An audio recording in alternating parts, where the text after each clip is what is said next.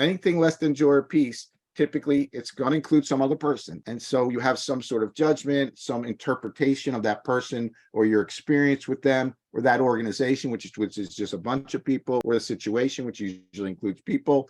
You have some sort of judgment or interpretation you're projecting onto them, and you have an upset about it. And what the course is going to show us is that it doesn't have to be like that. No matter how another one is behaving, it doesn't have to have any impact on you at all. If it's having an impact, it's not really them having the impact. It's your projection, your belief in your projection, and all of what you made that mean, that's having the impact. That's it. And if that's not there, there will be no impact. You will be able to walk with a forgiving heart and see that if this person isn't giving love or communicating love, it's because they're in fear and they're in pain, and they're just acting out in the best way they know how to ask for love.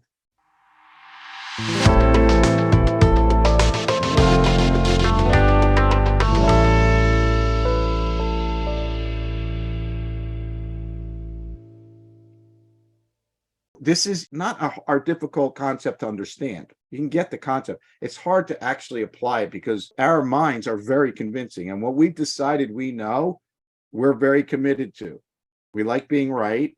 And, we think the image we're seeing of that person and the way we've interpreted them, interpreted their behavior, and what we've made that mean is accurate. And it's hard for us to let go of being right about it. And so even when we do look at it, and even when we apply these principles, there's a part of us going, maybe, really, maybe, I don't know, maybe not. Like maybe it is them doing it. And so, yeah, they might be doing the thing, but the meaning you're giving that is not true. The only reason they're doing anything they're doing is because either A, they know the truth of who they are and they're giving love, or B, they don't know who they are. They're frightened and fearful and defending and attacking and trying to get love. That's all that's ever happening. It's not personal. You may be the one they're focused on, but even then, how that can't do any harm to you. The truth of you, bodies can be harmed, but you cannot. This isn't to say don't step out of the way if somebody's being abusive physically or whatever. Just saying don't take it personally. It's not personal.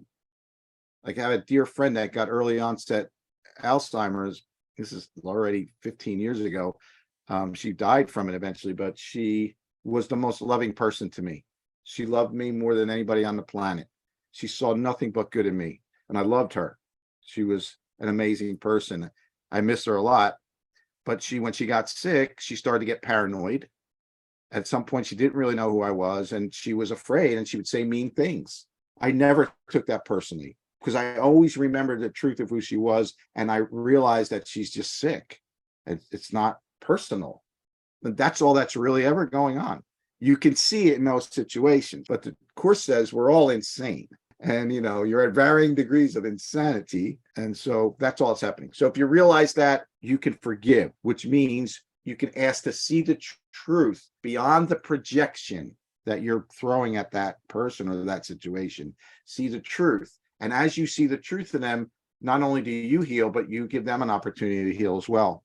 Because what you see in your mind about them will reflect in their mind. But for as long as you hold on to your image of them as the bad person, the selfish person, the mean person, that is what you'll keep getting. And they will likely act that out for you because they're asleep.